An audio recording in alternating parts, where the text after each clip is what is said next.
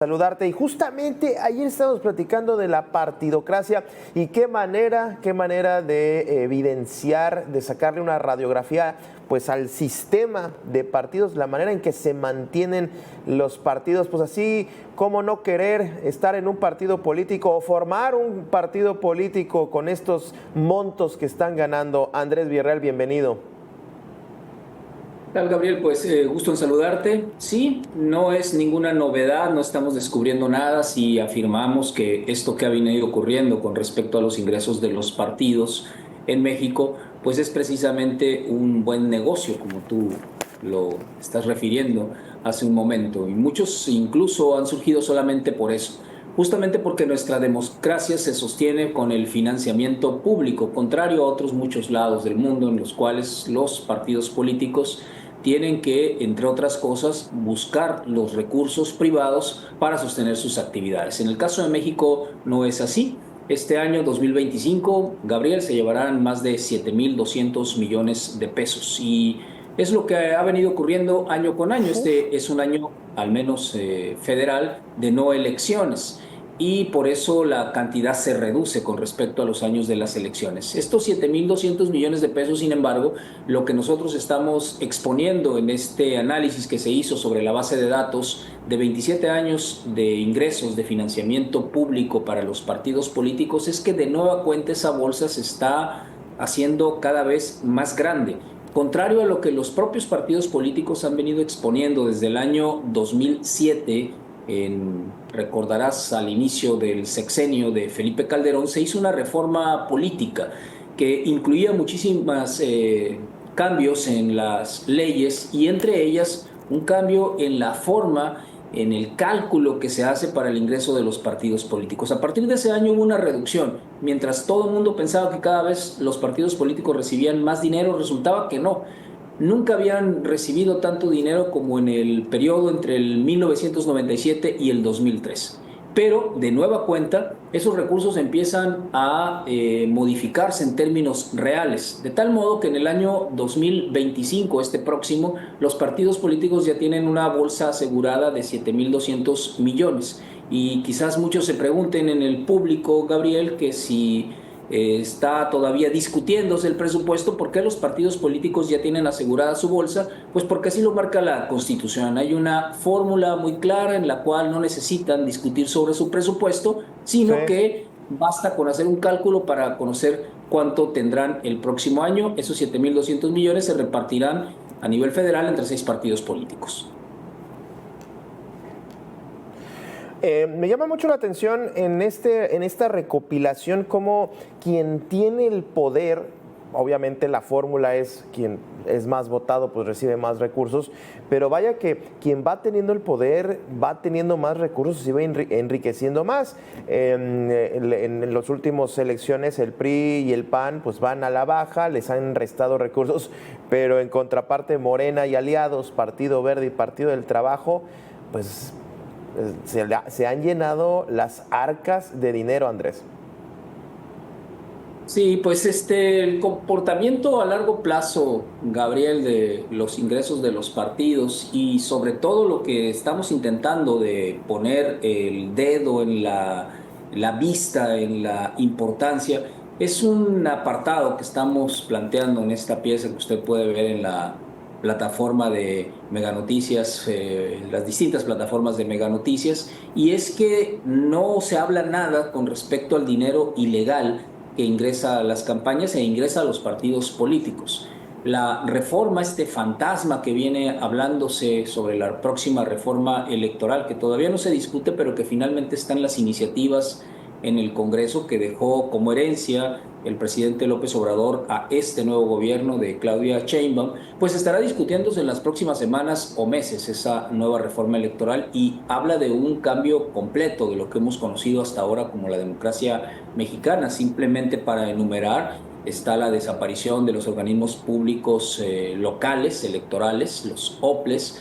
Está un cambio sustantivo en el Instituto Nacional Electoral, está la desaparición de los tribunales electorales locales Y también está la desaparición del financiamiento estatal, es decir, los estados también le dan a los partidos políticos una cantidad que no es pequeña. Gabriel, nosotros hemos hecho el cálculo y en el 2024 superó los Sí, ocho sí, mil sí. millones. Entonces es una cantidad importante. Oye, me llama la atención que en esta partidocracia, la manera en que se sustentan, independientemente de la discusión, como bien dices, que se vaya a dar y ya futureando un poco en esta iniciativa que es evidente la manera en que la han querido como patear, mejor ni nos metemos en este round, en estos momentos tenemos, parece la idea, tenemos cosas más importantes que discutir, esa como que la están ya pasando hacia adelante y ya no la tocamos hasta el momento. Pero al inicio comentaba sobre los financiamientos y se ha discutido mucho, me parece, y aquí me gustaría conocer tu opinión teniendo en cuenta esta visión que tienes con esta investigación que estás planteando, sobre todo los mecanismos. O sea, ¿cuál sería la mejor fórmula para garantizar que los recursos se están utilizando bien en un partido político? Son recursos que van acorde a a su votación. ¿Cuál sería el mecanismo? Optar por lo privado, que se presta, bien dices, y a intereses empresariales, del crimen organizado, a una cartera ahí medio oscura y clandestina, o al financiamiento público. Debe de ser, nosotros debemos de estar financiando los partidos, porque me parece que esta nota plantea justamente, oye, ¿y ahora qué podemos hacer? ¿Cómo podemos hacer para que esto no nos cueste tanto, no?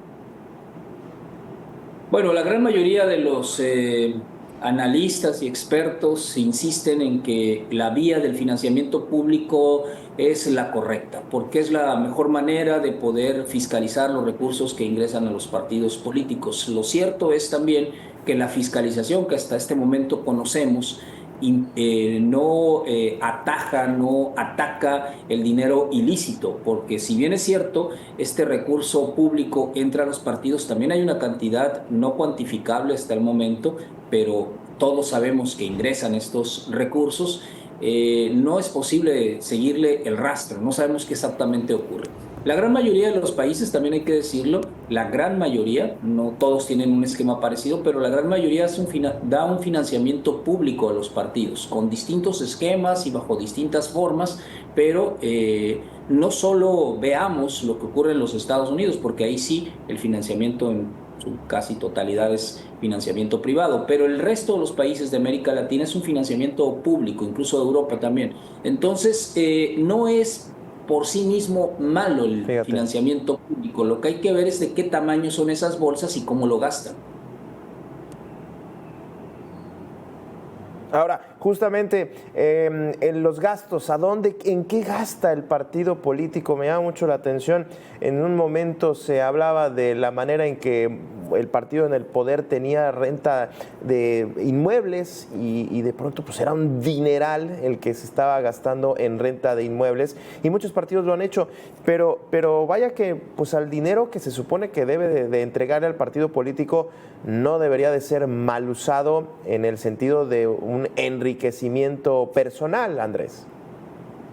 Sí, pues bueno, digamos que ese es el punto central, ¿no? Los partidos políticos en México, desgraciadamente, tienen dos características, Gabriel. Una de ellas es que son sumamente opacos. Si uno trata de vigilar y de profundizar con respecto a su financiamiento público, particularmente, por ejemplo, cómo son sus ingresos y cómo lo gastan, uno se encuentra de que las obligaciones de transparencia, las que actualmente todavía existen y que hay un cambio sustancial en eso, pero eso será otra historia, no las cumplen los partidos, es decir, no exponen públicamente, no tienen uno el acceso para conocer qué es exactamente sus estados de cuenta, en qué gastan, cuánto les ingresó, etcétera. Lo que hemos logrado recopilar es realmente después de muchas peticiones de información, pero la realidad es que esa característica es esencial de los partidos políticos en México, son sumamente opacos. Y la otra es que han permitido ellos mismos una zona obscura en la cual el dinero ilegal ha estado ingresando a las Claro. campañas políticas.